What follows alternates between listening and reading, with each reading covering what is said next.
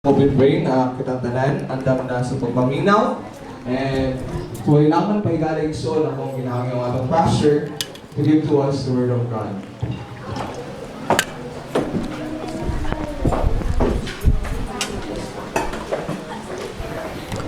Okay, so first of all, akong gihangi atong mga kids nga dili magpalikod. Mga kids, mga children, so dili mo magpalikod, atubangan mo. Francis, Francine, Abby, proceed mo din sa tubangan. Dili diha sa likod kay manguhit ang devil diha sa likod. Okay? Ang children of Israel sa diha nga giatake sila sa mga Amalekites, ang tuwas likod ang giuna pag-atake. So, Francis, atubangan na dili na. Okay? Abby and Francine, transfer mo diri sa atubangan kay atakihon mo sa kaaway diha sa likod. Okay? Reserve the back seat for backsliders. So, okay. Bitaw. So, okay? So, thank you sa inyong cooperation. Thank you mga kids sa inyong pagkabuutan na minaw gyud sa ilang preacher, pastor. Okay? Mas maayong early on learn to obey sa inyong mga leaders. Okay, so mga kaigsuunan, we will have a Bible study karon nga kahaponon because I really know that Satan is working sa ato ang simbahan, trying to destroy us, destroy families, destroy friendship, destroy relationships sa ato ang simbahan. You can see mga kaigsunan, our church is trying to do its best alang sa pagsangyaw sa maayong balita. And I praise and thank the Lord nga several people are present in our Sunday afternoon service. Kaganinang buntag, I am very happy kay ubay-ubay ang mga naong nakaabot sa Sunday school. Okay, so personally, I was praying for it, nga Lord, dugangi ang mag-attend sa Sunday school, Ginoo, kay importante kay Sunday school. And kaninang buntag, tuwa na gani silang Brother Josiah sa Laguna, ubay-ubay ang mga dagway nga itong nakita sa Sunday school nga nag-attend, na nakasayo, though napagyapoy medyo late, so we don't know the circumstances. But we praise and thank the Lord nga nakaabot ang kadaghanan sa tong Sunday school. And our afternoon service, we can see several of you today. And naay mga victory, naay mga kadaugan, naay mga kalag na mga nangaluwas. We can see visitors, nagbisita to ang simbahan. And because of it, mga kaigsunan, ang kaaway di po siya gusto magpagansi. He will really attack. That's why I will be talking about this karon nga kahaponon para mahimot ang aware sa trabaho sa yawa o dili ta dali-dali nga iyahang gitawag nga malinla. Okay? Dili ta dali-dali niyang mapildi. Kay daog naman tangdaan mga kaigsuunan. Gipildi na ang yawa ni Ginoong Hesus. We must declare that victory over him. Tinuod siya mga kaigsuunan. Satan really exists. O basin ikaw ang sunod niya nga takihon. So igsoon, I hope nga nahimong preparado ang imong kasing-kasing karon, preparado ang imuhang hunahuna, that by the grace of God, dili ka mapildi ni Satanas sa diha nga siya muatake nga naha kanimo. So, palihog manindog tanan mga kaigsunan, open your Bibles with me in the book of James chapter 4 and let us read verse 7 only. If you're there, please say Amen. James chapter 4 verse 7. Atong duhanon pagbasa kining maong Biblia mga kaigsuunan. Okay? James chapter 4 verse 7. Ready? Begin. Submit yourselves. Resist the devil, he will flee from you. Amen. Resist. Sukli ang yawa og siya mudagan gikan kanimo. Mag-ampo tamahan nga langit nun. Salamat Lord sa imuhang kaayo nga gihatag kanamo. Thank you, Lord, for these people nga imong gigather sa Balay Lampuanan this afternoon. Thank you, Lord, sa mga gusto mo uban sa amo ang fellowship, to have a good fellowship with brethren, Ginoo, nga nasa uban pod nga mga local churches. I pray that you would bless and open our eyes, that we will see wonderful things from your word, Ginoong Dios. Pasaylo ami sa mong mga sala. Wagid mi mahimo, Ginoo, kung wala ikaw. Thank you for the way you will answer sa mga paghangyo. Sa ngalan ni Jesus, gipangayon ako ang tanan. Amen. Palihog mang lingkod ng tanan.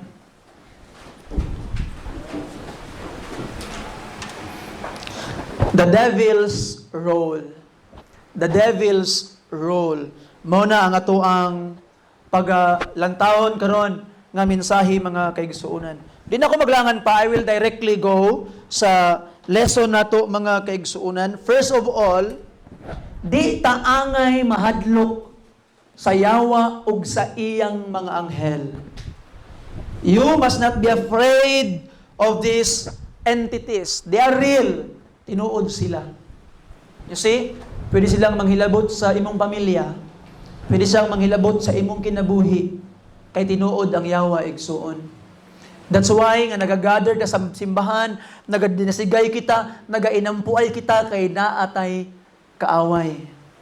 And we praise and thank the Lord because in the beginning of this sermon, I will declare that we already won the war over the devil. Amen. Daog na kang daan. And in fact, appeal ka sa mahukom sa yawa pagabot sa panahon. Look at this in the Bible sa mga kaigsuonan in 1 Corinthians chapter 6 verse 3. Ingon pa ang pulong sa Ginoo, know ye not that we shall judge what? Angels. How much more things that pertain to this life? So one day, the Bible teach us nga muhukom ta atong hukman ang mga anghel, angels, including the fallen angels, mga kaigsunan. One day, they will stand in judgment before us with the Lord Jesus Christ. Kay kauban na to ang Ginoo, ang atong mga maninintal, ang atong mga kaaway, kita mismo ang gamiton sa Dios nga mahukom kanila igsoon. Dako, daog na kandaan. Kay ikaw ang maghuhukom sa mga anghel one day.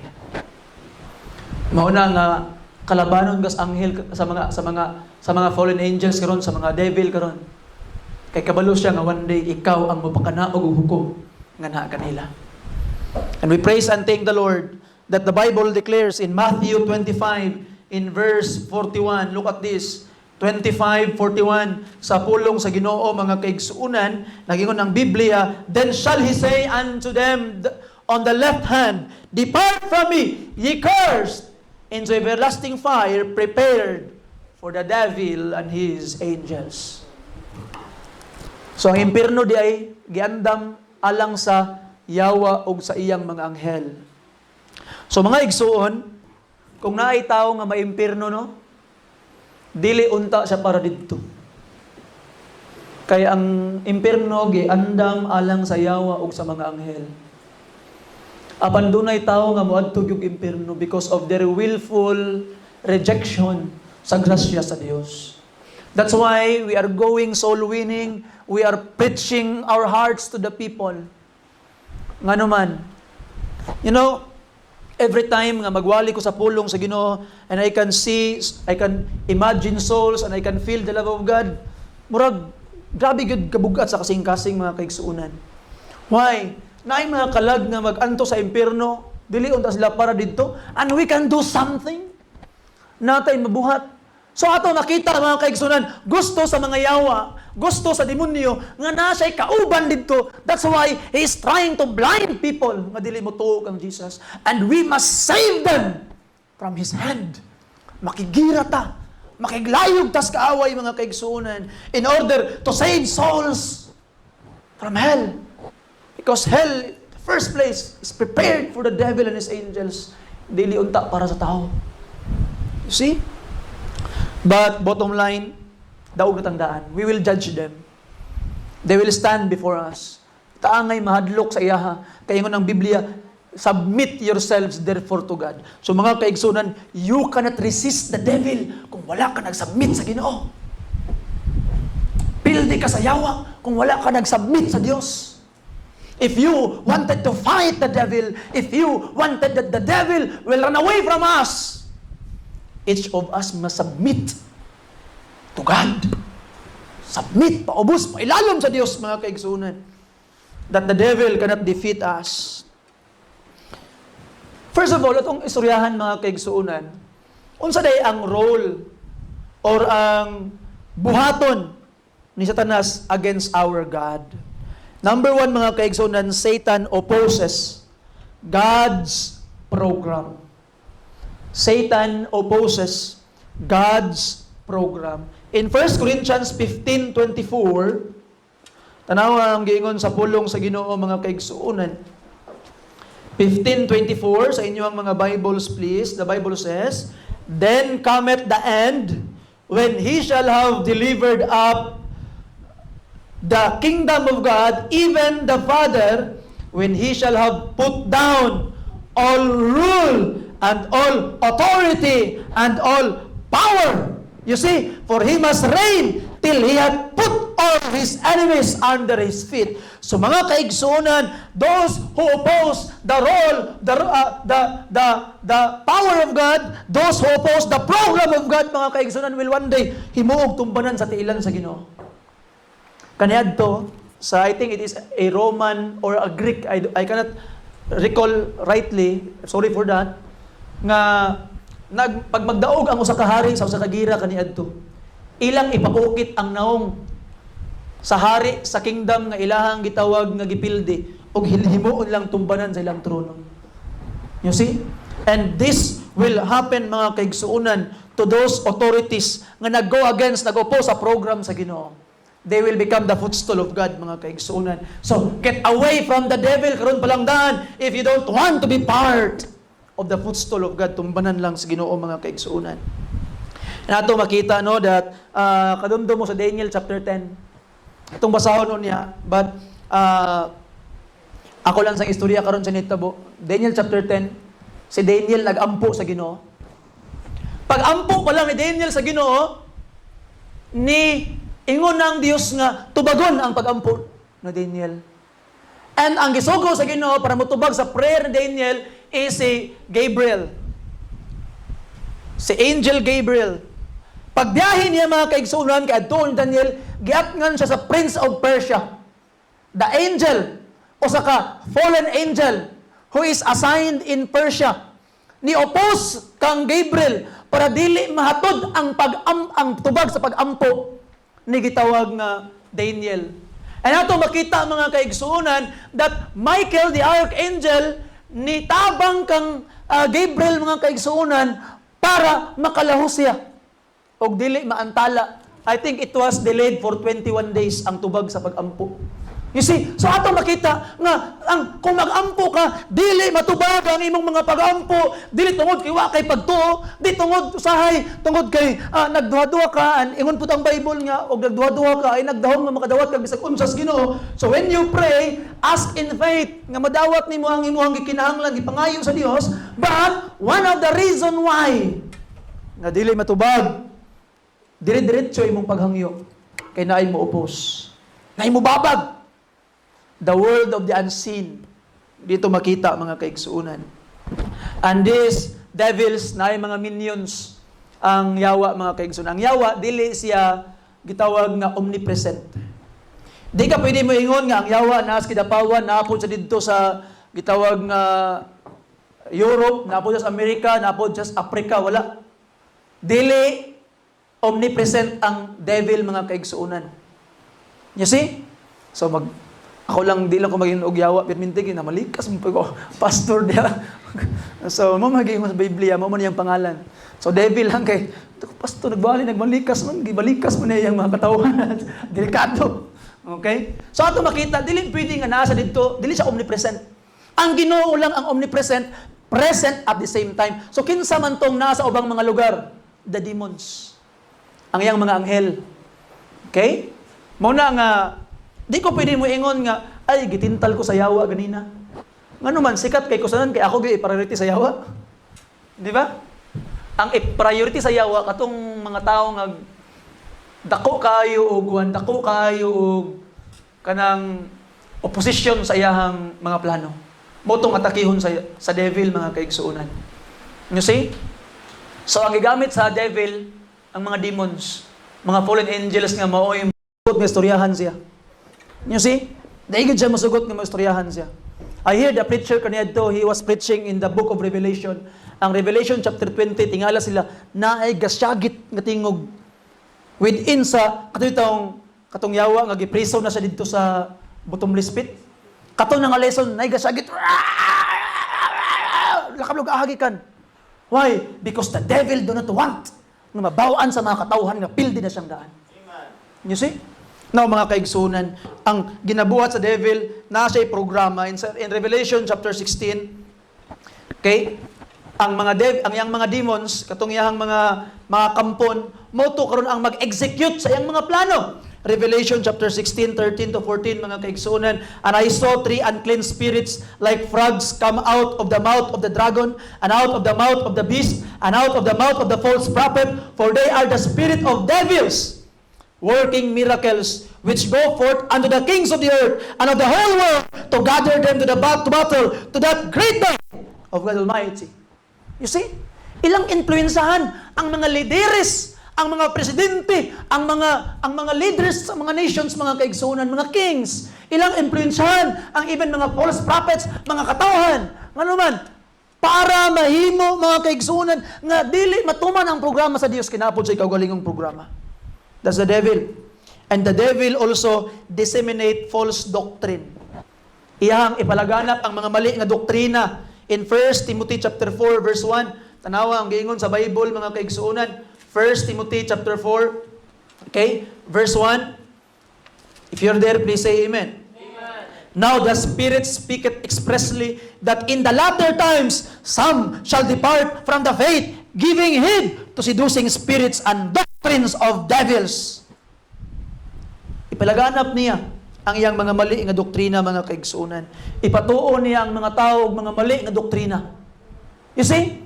Matingala ka karon that there are groups of seemingly religion nga weirdo mga ginuuhan. Anong namang gud sila mailad? Why? Because naay nagpaluyo nga devil, mga kaigsunan. You see?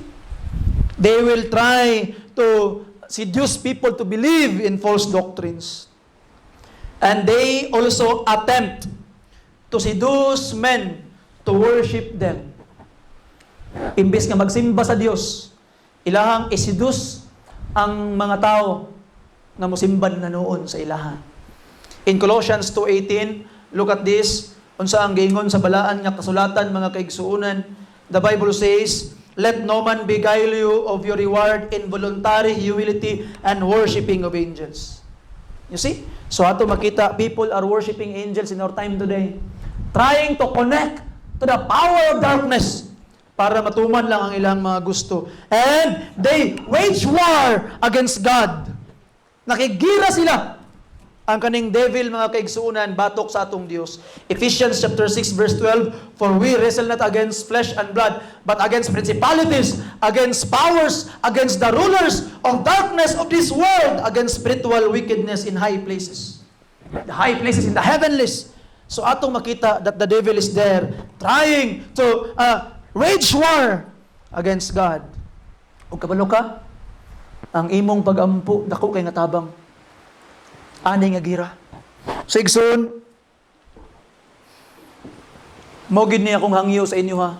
Remember that I wanted to bring this church karon nga tuig into a church that will really go to soul winning and will really pray for God's glory. See, ampo gid ta. Kay ato ang gitawag nga mapildi, maguba ang gingarian ni Satanas dinhi sa atong dapit, mga kaigsunan, ug nasay mga piniriso nga atong pangbuhian pinaagi sa pagsangyaw sa maayong balita.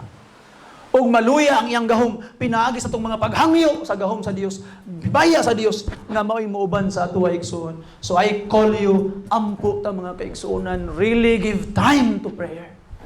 Pray, igsoon. And ato makita that this angels, they were originally with Lucifer sa pagbudhi nila sa Ginoo. Diba? In Isaiah chapter 14 and Revelation chapter 12. No need to read those verses. You see, the third part of the stars, ni uban sa dragon, ni uban sa yawa, mga kaigsunan.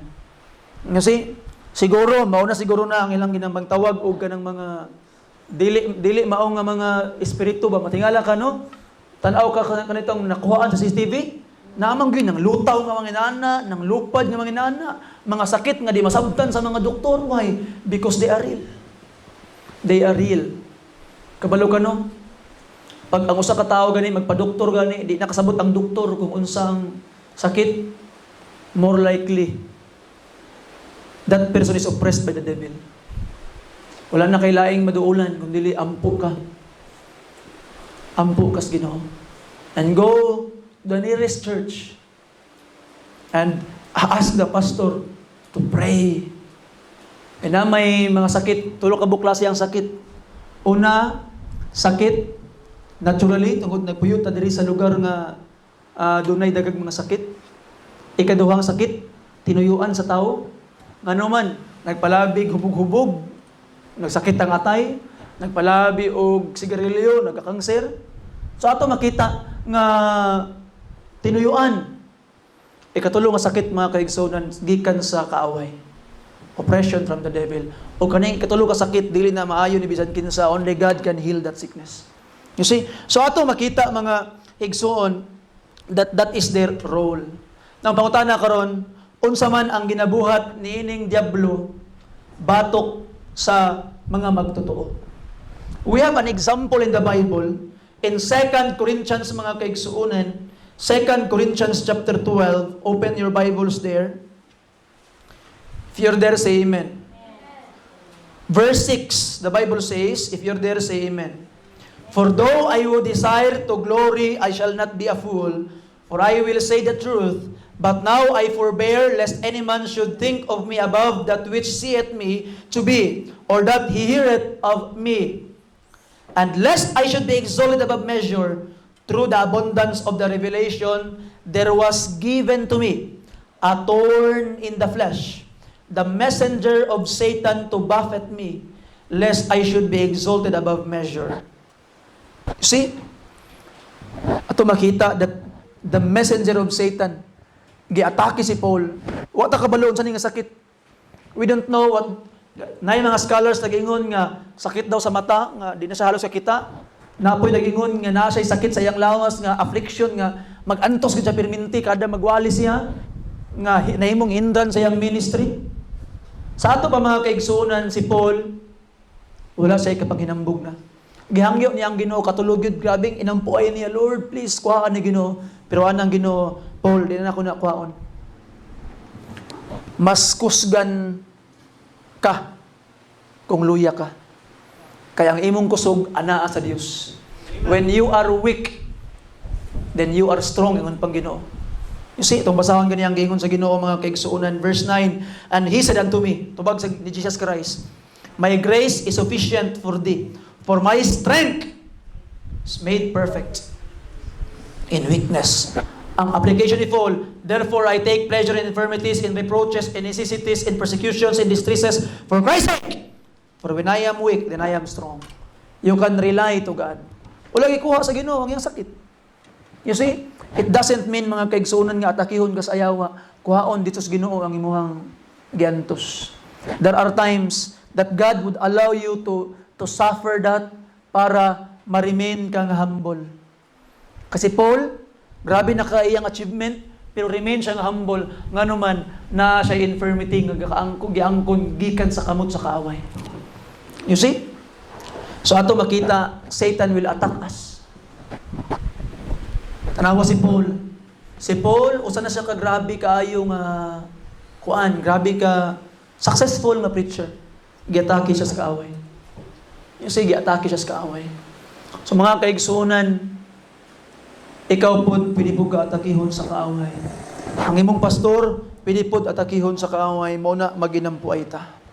You see? And these people can oppose believers. Di ba ingon sa Ephesians chapter 6, verse 12 ganina? We wrestle not against flesh and blood. Nakiglayog. Wala nakiglayog sa unod. And sometimes mga kaigsuonan, ang gamiton sa yawa, mga unod og dugo. Si pasabot ana, mga tao. Ang gamiton sa yawa, mga tao. But if someone is attacking you, remember that someone is not your enemy.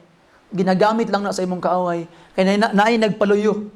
Principalities and powers, mga kaigsuonan.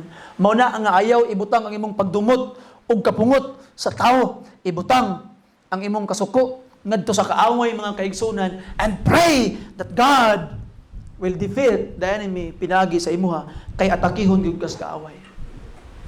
As I have told you kanina, they hinder prayers of the believers. Ato kay basahon ang Daniel chapter 10, mga kaigsuonan, para inyuhang makita from the Bible itself kung unsa ang nahitabo. Daniel chapter 10, itong basahon ng 10 paingon sa 14. If you're there, say amen. The Bible says in Daniel chapter 10, verse 10, and behold, an hand touched me, which set me upon my knees, and upon the palms of my hands. And he said unto me, O Daniel, a man greatly beloved, understand the words that I speak unto thee, and stand upright, for unto thee am I now sent. And when he had spoken this word unto me, I stood trembling. Nagkurog si Daniel. Kabantay ka ng perminti ko, makakabantay sa Bible. Pag naagay tao nga makitag anghel, magkurog yun. Grabe, magkurog-kurog yun. You see? Dili basta-basta ning mga anghel, mga kaigsuonan.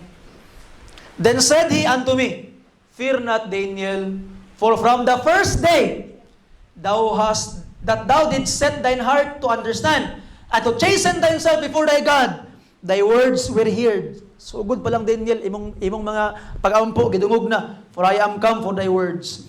But the prince of the kingdom of Persia withstood me 120 days. Pila ka buk adlaw? 21 days. But lo, Michael, one of the chief princes, came to help me, and I remained there with the kings of Persia. Tingala ka, pastor, princess, pastor. Anawa, isa ra ka book is prince nga plural. One of the prince nga plural, princess. Dili siya princess nga babae ha, kay double S man to. Isa ra ka is prince nga plural. Usas siya sa mga prinsipe nga nasa langit, mga kaigsuonan. You see? And ato makita in verse 20, then said he, knowest thou wherefore I come unto thee? And now will I return to fight with the prince of Persia. And when I am gone forth, lo, the prince of Grecia shall come. Uyaw, ano? Magsabong na dito. Kaya ang prince of Grecia, muabot po, mutabang po sa gira. But I will show that that which is noted in the scripture of truth, and there is none that holdeth with me in these things but Michael your prince. So ato makita, mga kaigsuonan, no, na naday mapugong sa imong mga pag-ampo.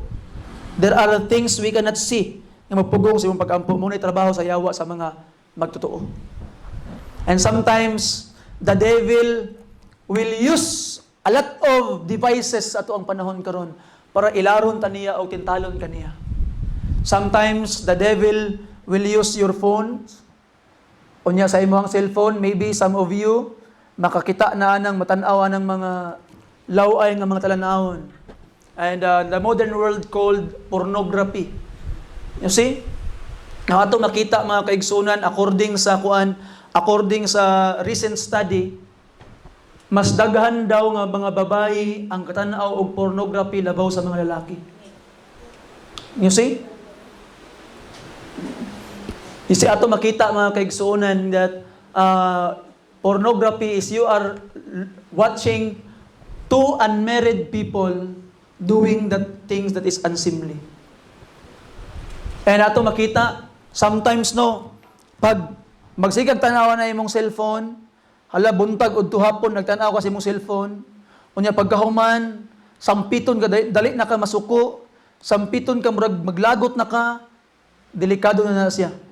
Because that device is already used by the devil. para gubuon ang imong kinabuhi.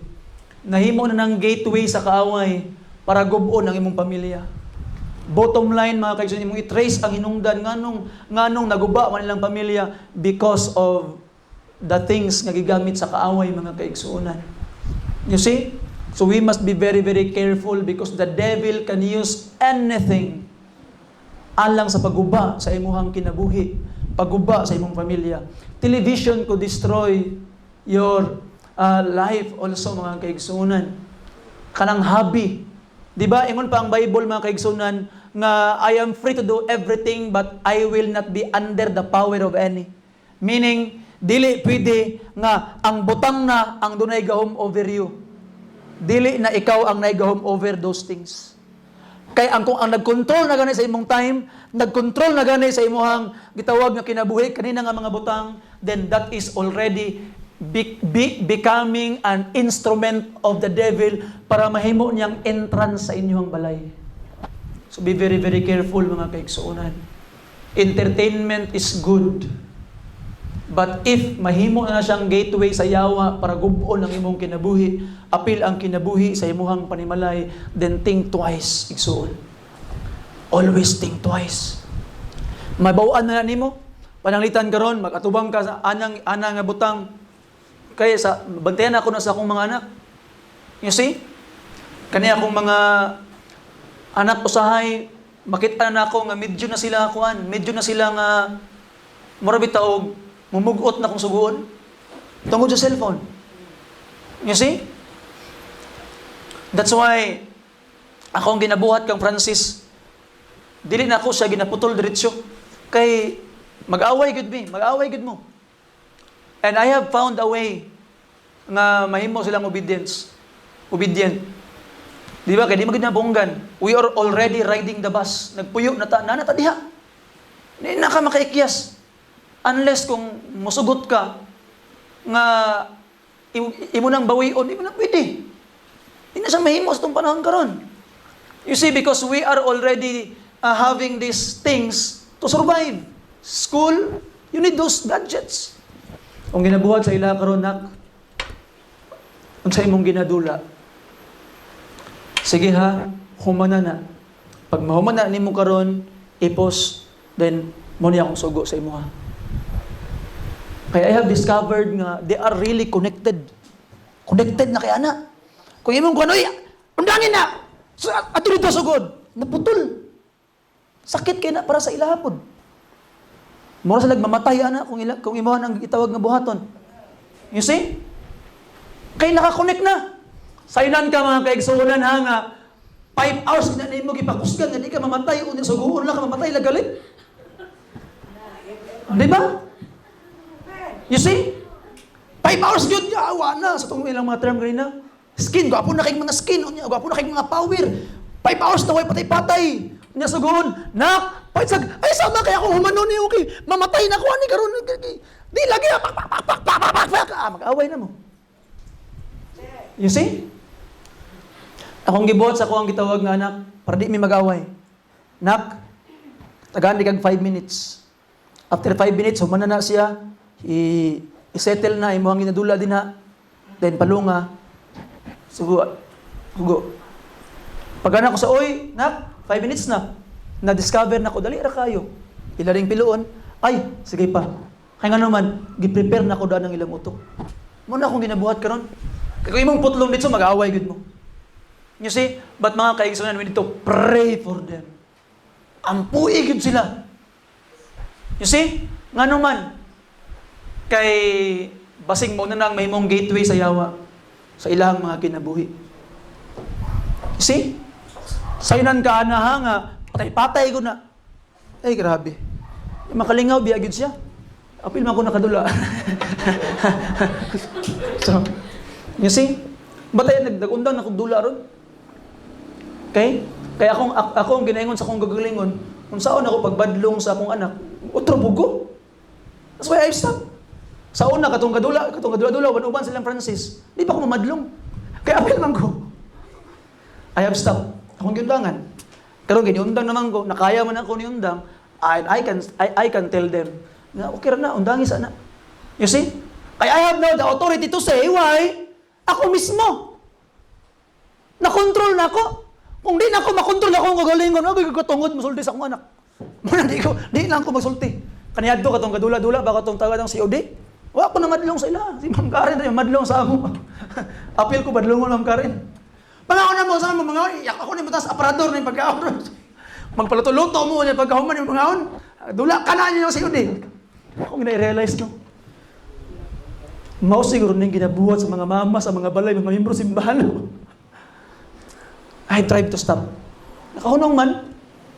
And karon makasulti na ako kang Francis. Ano man, nakontrol na ako. Ngano man, pwede siya mahimong gateway sa yawa. So ayaw itugot nga ang yawa, musulod sa imong panimalay mga kaigsuunan, pinagi nga butang. Because even if you are a believer, Satan will do everything. So may lain nga gateway sa yawa. Kanang dili maayo nga mga relasyon. Pananglitan karon na ay mga batan-on diri nga mag-uyab-uyab.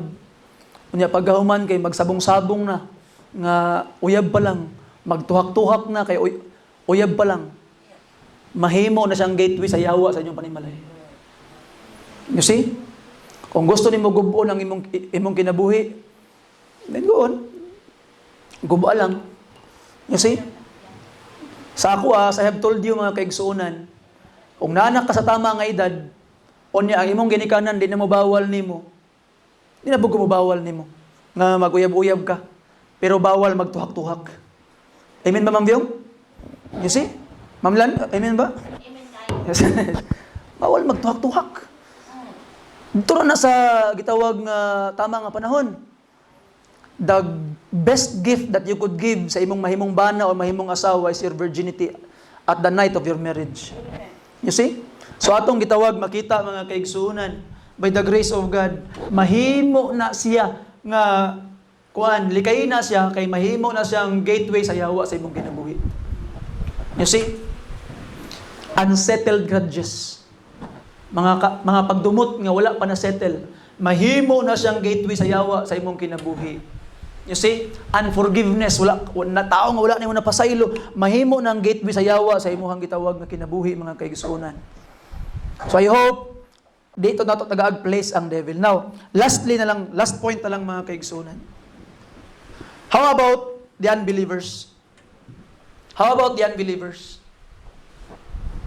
Sa una, sa bag-o pa ko nga nagatuon sa pulong sa Ginoo, abi na ko nga ang yawa, amigo niyang mga unbelievers. Abi na ko nga ang yawa, palangga niyang mga unbelievers. Kung unsa di siya ka-hostil sa mga magtotoo, hostil gyapon siya sa mga dili magtotoo. You see?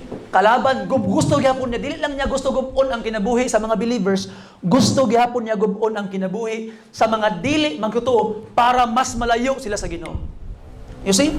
So man ang gibuhat sa yawa mga kaigsunan. 2 Corinthians 4:4. Mo ni ang ginabuhat.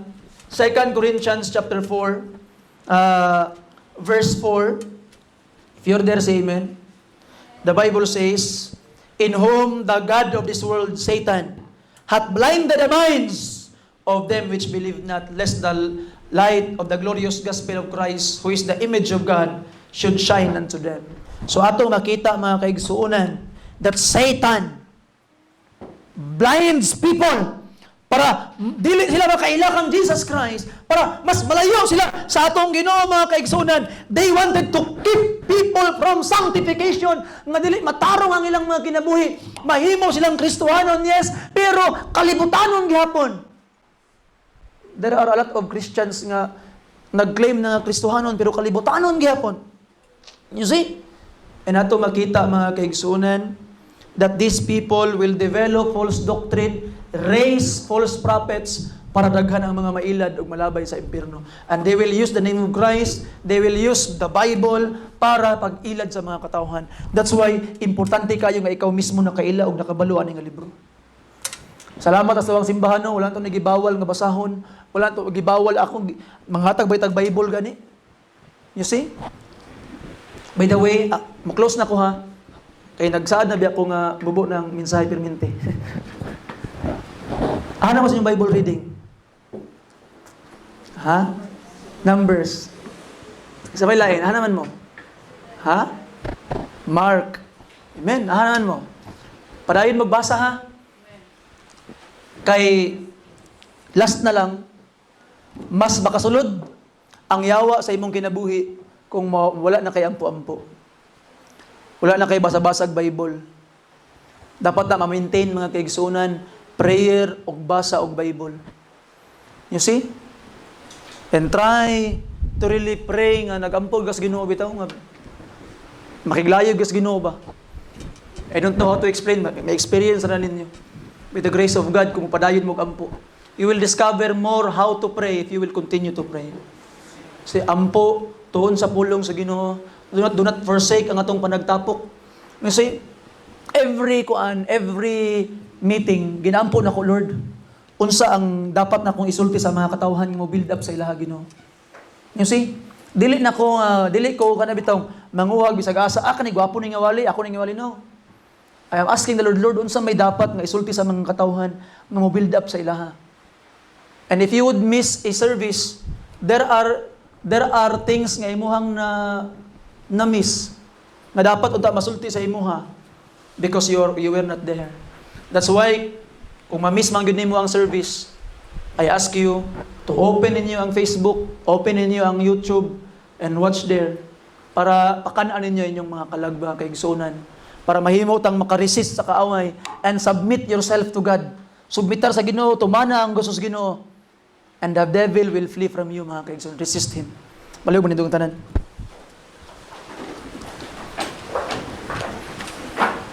Magambot ha. Amahan nga langit nun, salamat sa imong kaayo, Ginoo. Salamat, Lord, sa imuhang grasya nga gihatag ka namo. Salamat, Ginoong Dios, sa imuhang gihatag nga kadaugan sa among panimbahon this morning o sa among panimbahon karon nga kahaponon. I pray that you would open our hearts, that we will see wonderful things from your word again. Ginoong Dios, nga kaning among nadungog amahan, mahimo yung magpabilin sa among mga kasing-kasing. I pray, Ginoo, nga sa among pagpadayon sa among mga kinabuhi everyday, kabalugid mi nga mga taki ang kaaway. Tabangi mi, Ginoong Dios, nga mahimong mapildi namo ang kaaway, Lord, by submitting ourselves to Christ, to you, and resisting Him. Help us, Lord, nga magmadaugon mi sa among mga pagkigbiso, Ginoong Dios, ug among maangkon ang mga panalangin among ikinahanglan sa matag karon ug unya. Ikaw na ibahala ka namo, Lord. Wa mi mabuhat ginugula ka amahan, sayod ka na. Sa ngalan ni Jesus gipangayo namo ning tanan. Amen. Maybe look for a place. Kneel down ka Dios sa Ginoo.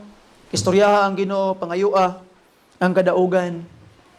Nga naa kaniya, dili ka mabuntog sa kaaway sa imong kinabuhi. Please pray.